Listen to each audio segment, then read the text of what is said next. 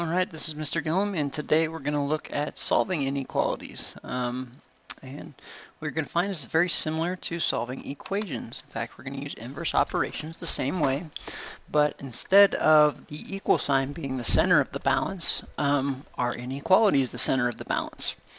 One of the things I want you to remind yourself of or keep in mind is that inequalities have many solutions. And so to represent all the different numbers that the variable could be, we model that on a number line. All right, so instead of the equal sign being the center of the balance, our inequality is the center of the balance. And when I say that, I mean instead of equals, we're looking for that as any of those signs as the center of our balance. And the many solutions need to be modeled on a number line. All right. So very similar to solving equations, which we've been practicing, except for instead of the equal sign in its place, you'll see an inequality. And some students get a little confused because they don't see an equal sign, they're not where to start. Okay, when I say the inequality takes its place, I'm talking about this less than sign. That is the new equal sign. Okay, you treat it like an equal sign. It means something different. It means less than instead of equals, but we keep both sides balanced according to where that inequality is. So we started out with a few one step. I can't say equations anymore. I gotta say inequalities. And we're going to use our inverse operations similarly to what we did on equations.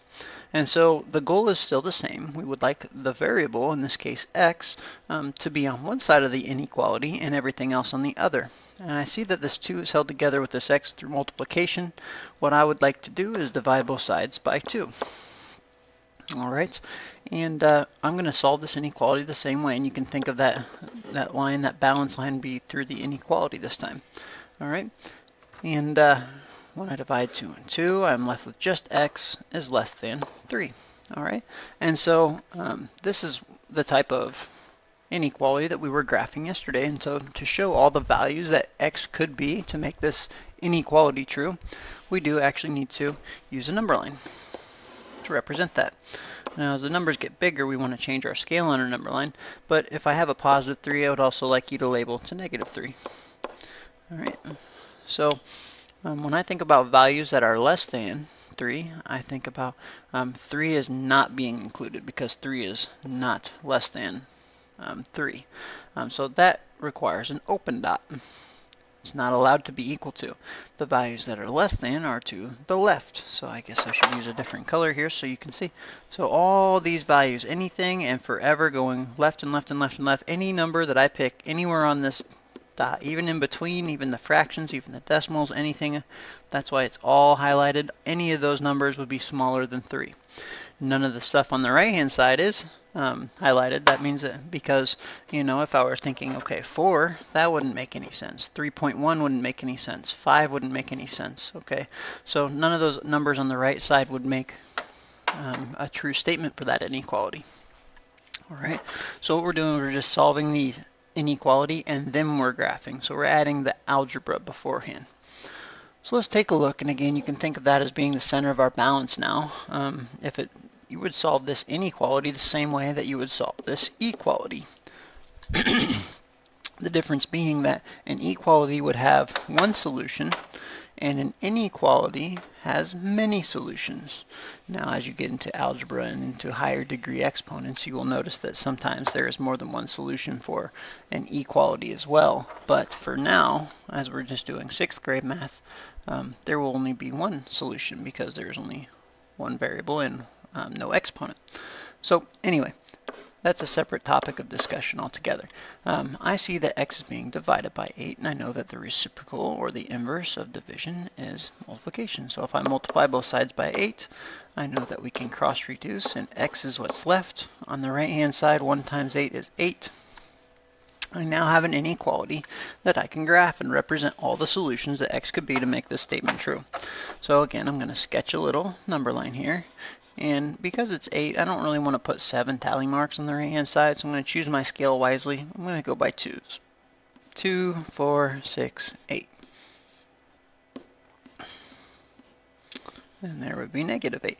Okay, and those absolute values of 8 and -8, they're both the same distance from 0. We talked about that too. But for today's purposes, we need to think about what the inequality, where the solutions are. And so when I think about this, I think, okay, 8 is not allowed, but anything bigger than 8 is allowed. So all my solutions would be on the right side of 8, 9, and 10, and 10.1, and 10.2, and 10.3, and anything else. And that's why this model is so useful, because it highlights everything, even the decimals that are part of the solution set. All right, now we're going to have some more one-step inequalities, and we solve them similarly to the equations. So I'm going to use inverse operations, but instead of an equal sign, I have a less than or equal to. None of the steps actually change as far as inverse operations go. The only difference being that instead of having only one solution, we'll have many solutions. So I'm going to graph my little number line here. There's a 0 in the middle. 1, 2, 3, 4, 5. And we'll go the other way too. There's -5. And I'm going to go ahead and I'm going to look at this, and this time I notice that it is okay for the 5 to be equal to 5. So I'm going to go ahead and put a closed dot because I want to include that value. I'm looking for the values that are smaller than 5. Well, I know that 4 and 3 and 2 and 1 and 0 and all the decimals and all the fractions and all the negatives in between all count to. That's why I'm going to highlight this entire part. And the farther I go to the left, the smaller it is. So anything on the left side of 5 would be a solution to this problem. So that's how I would represent all the many solutions. There's no way to possibly write out all the different ways we could have a number less than 5, but that's why this model is so useful, that anything on this red line will be a solution, even the decimals and even the fractions. Let's take a look at this one. Again, I think of it just like an equation as far as inverse operations are concerned, but in this case we don't call it an equation, we call it an inequality. So in this case, we're going to use inverse operations.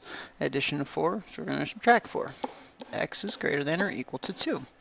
All right, so these are some pretty simple, more simple inequalities with just one step. So let's just do our little number line here.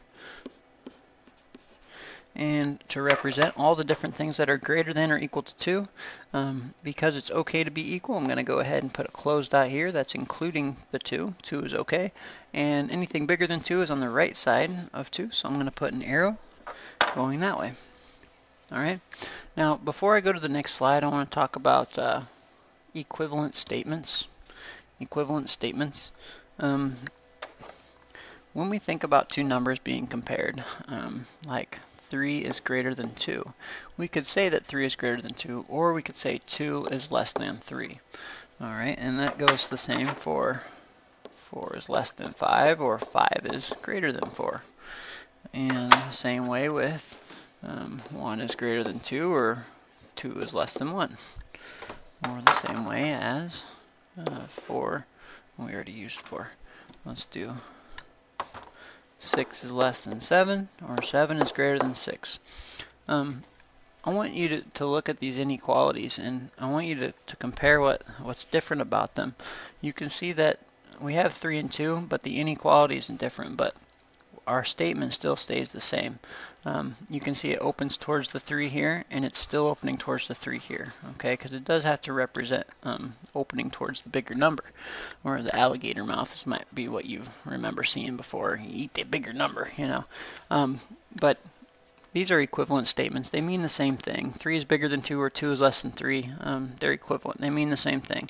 And so sometimes in our equations, we would have like an answer like x equals 4, or we might have 4 equals x, but we would write it like x equals 4. With an inequality, you have to be careful, because if x is greater than 4, that would mean the same as 4 is less than x. You can see this inequality is opening towards the x on both of them, and that's important to keep in mind. So flip-flopping the order on an inequality equation is a little different than flip-flopping the order on an equality, because equals means the same thing. An inequality, a greater than and a less than sign, mean different things. So when you flip the order, if you had an answer like 3 is less than x, really before we graph our inequality, we would want to think of it as x is greater than 3. Okay, you see what I did there? I flip-flopped them, but also the sign. It has to stay opening towards the x, so it keeps its meaning. All right, and so we're going to see an example like that in a second here. I'm going to solve this two-step inequality like inverse operations, like I do my equations. But I'm going to keep in mind that instead of an equal sign, I'm dealing with a greater than sign. Oh my goodness. 3 minus 1 is 2, Mr. Gillum. Okay, so x is greater than 1. I use inverse operations, addition and subtraction, multiplication is division, and to model my solution, 0, 1, negative 1. I want the values greater than 1, not including 1, everything on the bigger than side. Okay, any of those numbers. And so, as you can see in this case, my variable is actually on the right-hand side of the inequality. So I would go about my business the same way as far as inverse operations go. I would use subtraction when I see addition, division when I see multiplication, and I would come to my answer, my solution set, the same way. But like I was talking about before, this actually represents all the values bigger than or equal to 2. And sometimes it's easier to think about it as the values that are bigger than or equal to 2, like this. So as you can see, it's opening towards x in this, but we usually like to think of it as x on the left-hand side. When I do that, I got to make sure my inequality still opens towards x. Otherwise, I'm changing what it means. And so to represent that, of course, we would have 1, 2, negative 2, and a closed dot, and the values that are greater than or equal to 2. So on this side this time. And again, I want to emphasize, because x was on the right-hand side and I moved it to the left-hand side, I need to make sure that this inequality still means the same thing. Because we want the x to be bigger, we need to make sure our inequality goes towards the x still. All right. Let's do one more here, and I just threw a little fraction in there for you. I'm going to solve it using inverse operations. So I see that addition, I'm going to use subtraction. And I know that when I have a fraction in front of a variable, one of my strategies would be to multiply both sides by the reciprocal. And so I know that 4 must be greater than x. Or the way we probably think about it is x is smaller than 4. So you can see it was opening towards the 4 and it's still opening towards the 4. That's really important, so we keep our solution set the same. Okay, so there's 0, 1, 2, 3, 4. And we don't want to include 4 because it can only be less than. And we want the numbers that are less than 4. That way. Alright, so hopefully you can connect inequalities with equations, and you see how those work and how the model is so important that we continue that model on with a continuous, what we call a continuous arrow, because there's many, many solutions, too many to write down. So we model it on the number line. And that's it for today.